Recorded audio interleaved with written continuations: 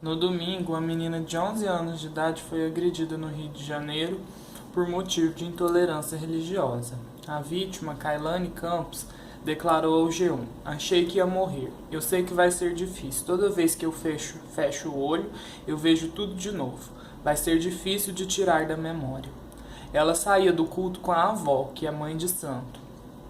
Dois homens se aproximaram e começaram a levantar a Bíblia e a dizer que as duas iam para o inferno, quando um deles começou a tirar pedras nas duas, a menina e na avó. Uma das pedras pegou na testa de Kailane. Iniciada no candomblé há 30 anos, a avó da menina disse que jamais viu uma situação igual a essa. Isso, na minha opinião, é um reflexo dos tempos. O Rio de Janeiro possui, segundo o censo de 2010, 45% de católicos e 30% de evangélicos. Foi lá onde surgiram algumas das principais igrejas neopentecostais, como a Universal e a Internacional. O neopentecostalismo se apropriou de conceitos do candomblé e da umbanda, que eram populares, na década de 70 entre os moradores das comunidades carentes. Conceitos como a posse do corpo por espíritos. Só que no neopentecostalismo foi feita uma leitura desses conceitos à luz do Evangelho. E todos os espíritos que se possuem dos corpos são considerados maus, o que destoa do ensinamento das religiões afro.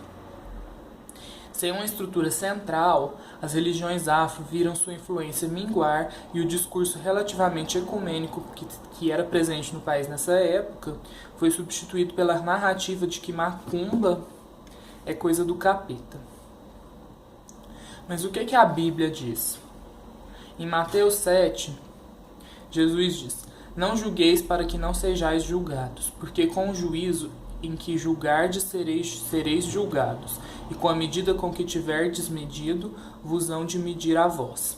Se a pessoa acreditar em Iemanjá, Maria Madalena, Maomé, Buda, Confúcio, Tupã, que seja, isso é o direito dela. Se você julgá-la, você está sendo sujeito a ser julgado também. Isso que ensina Jesus. Se hoje em dia as igrejas neopentecostais são mal vistas por parte da população, é porque elas julgaram primeiro.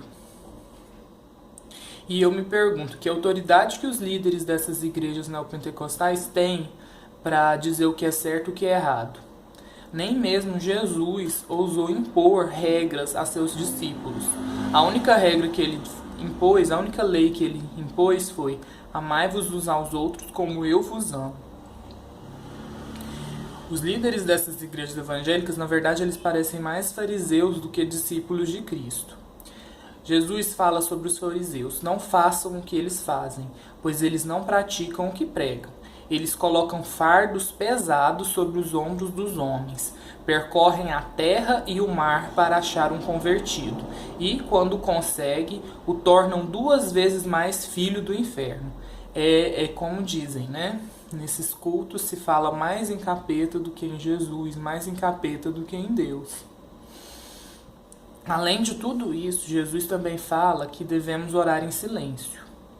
E várias vezes na Bíblia ele tem a humildade de reconhecer que algumas pessoas que querem segui-los, que querem ser seus discípulos, não estão prontas para segui-lo.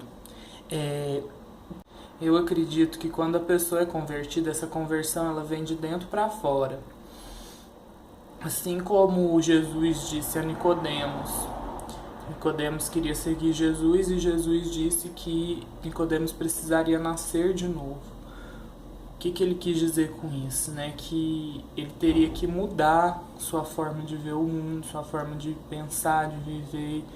Não é simplesmente acordei e vou virar cristão, não. Eu acho que isso tem que vir de dentro para fora. Para mim, o cristianismo ele não existe para que se seja feito proselitismo religioso. Ele existe para se fazer o amor e a caridade, que é inclusive um dos temas que o Papa Francisco vem falando muito em suas entrevistas. Quando um grupo qualquer, os neopentecostais do Rio, os militantes do Estado Islâmico no Iraque, os budistas de Burma que matam muçulmanos, os alemães que se achavam superiores na época da Segunda Guerra Mundial, Quando esses grupos se acha superior demais, grande demais, valoroso demais, Deus morre. Deus não existe para legitimar uma visão de mundo. Deus existe para nos amar e nos mostrar o caminho do amor e da caridade. Deus é amor. Isso quem falou foi Jesus. Então, quem seria o desamor? Essas pessoas que provocam o desamor, elas seriam seguidores de Deus? Creio eu que não.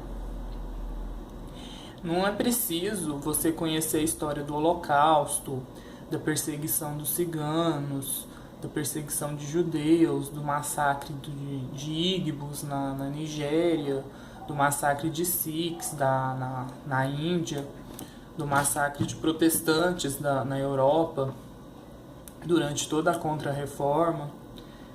Não é preciso você saber nada disso para perceber o tanto que o ódio religioso é uma coisa nociva para a sociedade. Basta você entender a palavra de Jesus Cristo, que ele mesmo foi crucificado pelo ódio religioso. Ele foi crucificado por quê? Porque ele falava, os seguidores dele falavam que ele era o Messias. E isso, na época, era um crime, era crime de blasfêmia. A hegemonia religiosa, você achar que vai existir um país 100% católico, 100% evangélico, 100% muçulmano, 100% budista, ela é uma ilusão. E mesmo que houvesse, mesmo que isso existisse, qual que é a graça de morar num país onde todo mundo pensa igual? Você acaba com as individualidades das pessoas, você acaba com a riqueza da sociedade. A sociedade vira uma coisa homogênea, sem graça nenhuma, que você não tem nem vontade de estar ali, porque todo mundo é igualzinho. Qual que é a graça disso? E qual que é o medo que as pessoas que seguem determinada religião têm de conviver com os diferentes?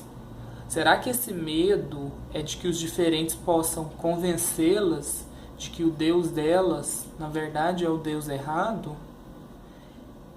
Eu acho que quem está seguro de sua fé não tem necessidade de agredir os outros. Quem está seguro de sua fé não discute com os outros por causa de religião.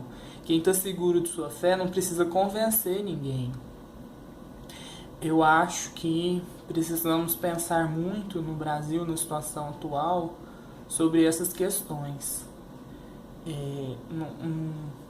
Não devemos nos achar superiores a ninguém. E não só em questão de religião também, porque as coisas estão indo muito para o campo do fanatismo em todas as áreas, política, até mesmo no futebol, né? As pessoas se matam por causa de times de futebol. Eu acho que está faltando muito respeito. Eu acho que esse país já tem ódio demais e que ajudar na proliferação do ódio religioso é um desserviço que se presta ao nosso país e ao povo que queremos ser.